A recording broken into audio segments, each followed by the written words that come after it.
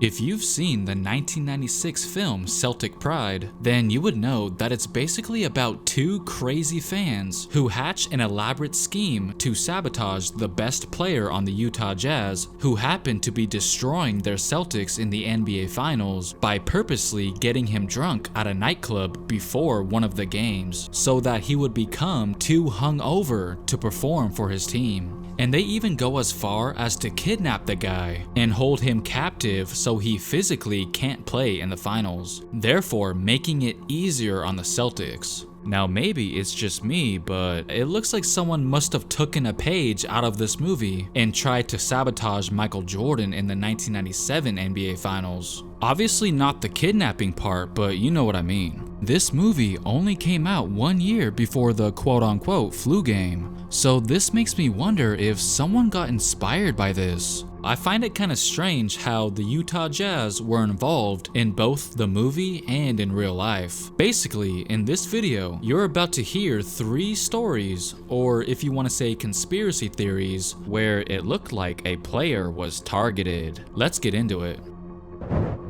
On the day of July 18th, 2021, literally not even a month ago, Ray Allen was involved in a scary bike accident near his house after riding over a tree branch that was in the road. While distracted by a vehicle, he sustained multiple injuries and took to Instagram to share with us what happened. Quote, "As I approached the end of my bike ride, I was cruising through my neighborhood and a car pulled up slowly behind me. I sped up to get out of the way. As I looked back behind me, the car was gone. But the minute I turned my head back to what was in front of me, it was too late. I ran over a tree branch that was in the road, and my front wheel went haywire and threw me from the bike. I landed on my face, shoulder, and hip." He would go on to say that he was forced to walk the rest of the way home while in complete shock of what just happened, and that he almost passed out when he got home. Now, at face value, it just seemed like an innocent accident, but what if it wasn't as random as it appeared? Let's take a look at this 2019 State Farm commercial once again, shall we? Yeah, I know if you watched my last video, then you're probably sick and tired of me bringing this up. But I'm starting to think that this commercial is a rich source of warning signs. During this video, I told you to look in the background for a specific reason involving the jerseys hanging up on the wall. But I should have also told you to look at the left side of this frame as well. Do you guys see the bicycles that are mounted on the wall? Now remember, Ray Allen was riding a bicycle during his accident, and what else did he say was involved? None other than a car.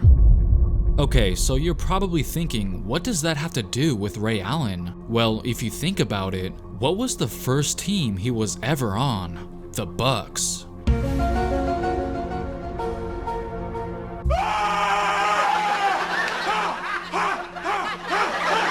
Also, this accident went down when the Milwaukee Bucks were in the middle of the NBA Finals, almost like it was supposed to all along. I think this is absolutely crazy, but if that's too supernatural or far-fetched for your taste, then should we consider that maybe it was his former stalker who tried to take him out? Yeah, if you didn't know already, Allen was a victim of catfishing not too long ago by a man who posed as a woman, and when Allen found out that he was pretending to be a woman, he immediately cut ties with the catfish. But apparently the man wasn't too happy about that and would go on to make Ray Allen's life as miserable as possible. So this raises the question, could this scorned lover have been the person behind the wheel? Once again, Allen said that the car mysteriously disappeared, so that meant that the person didn't even stop to see if he was okay. And could it be because maybe the person didn't care if he was okay? Now to me, that only points to one explanation, or two if you're into that sort of stuff. Next, we're gonna dive into Game 1 of the 2014 NBA Finals between the San Antonio Spurs and the Miami Heat, aka the Cramp Game. They were going back and forth all night and remained a relatively close and pretty even game. But then, let's just say the Spurs obtained a huge advantage. The air conditioner in the AT&T Center apparently broke, which was bad news for everyone in the building, as temperatures soared to over 90 degrees, but it was really bad news for LeBron, who had a history of severe cramping. In fact, it was said that the Heat had always made sure to keep their arena on the cooler side, specifically for LeBron James. Once again, the intense heat did affect everybody, but it looked like it affected LeBron the most. The rising temperatures eventually became so overwhelming by the fourth quarter, causing LeBron's cramps to become so unbearable, forcing him to head to the bench, and unfortunately had to sit out the final 4 minutes of the game, leaving the door wide open for the Spurs to take over. It sucked because just as things were getting interesting, LeBron just couldn't go any longer. It was looking like there was gonna be an epic finish to the game, but instead, San Antonio went on a huge run to secure Game 1. Now you know there was gonna be some people out there who thought that the AC randomly going out was very suspicious. Many thought that someone had to have intentionally gone out of their way to sabotage the air conditioner, knowing that it would directly affect LeBron James. I mean, DJ Khaled certainly thought so. Going to this, you're gonna win it in San Antonio. Go to San Antonio where they turned the AC off. They won that one game because they were cheaters. See, they got to win. Hold on, listen. They won, but they cheated. Do you know that for a fact? Of course I do. Oh, okay. Of course Who's your source on that? No, it's the streets.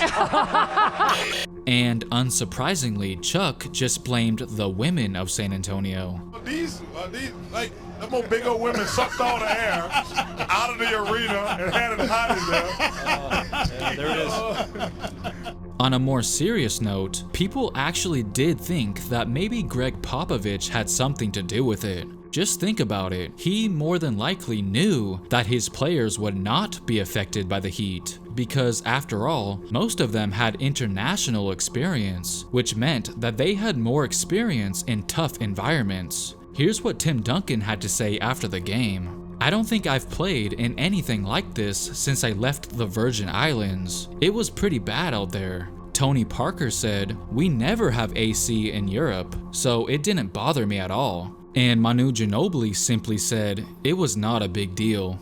I mean, one of the greatest coaches of all time, Red Auerbach, used to do some crazy things himself to gain a competitive advantage. There were stories of him playing around with the conditions of the visiting locker room. So this theory is not totally out of the realm of possibility. Also, believe it or not, there was speculation that maybe Gatorade was behind it all. Because if you recall, James endorsed Gatorade's rival Powerade at the time, and LeBron's dehydration and subsequent exit was a disastrous PR moment for the sports drink.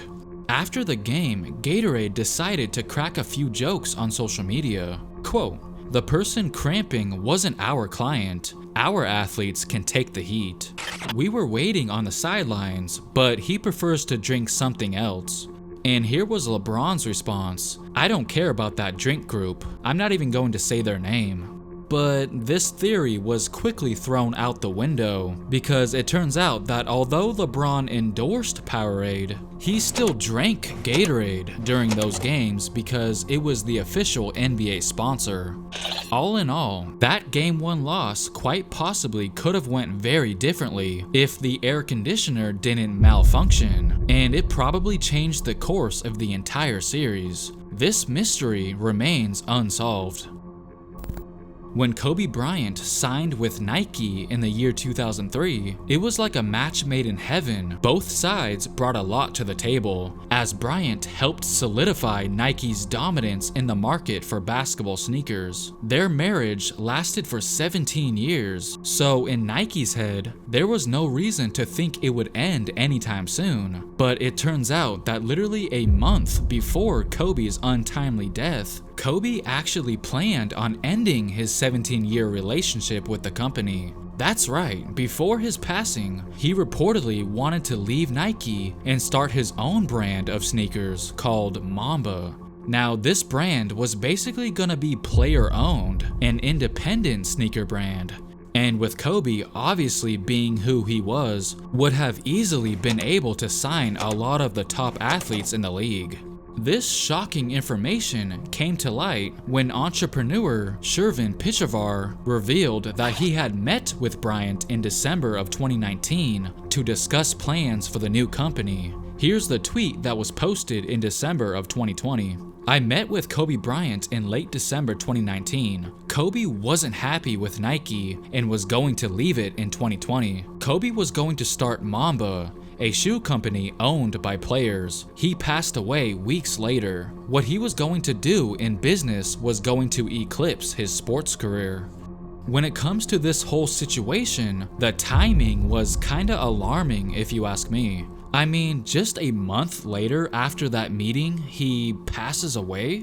Which meant two things. One, his fallout with Nike never occurred, and two, his brand therefore was never created. How convenient that when Nike got word that they would potentially be losing one of their biggest names to start his own brand, he passes away shortly after? Once again, the timing just doesn't sit well with me at all. So those were 3 times where it seemed like someone was out to get them. Make sure to comment down below some other examples that come to your mind. And of course, don't forget to like and subscribe. Thanks for watching.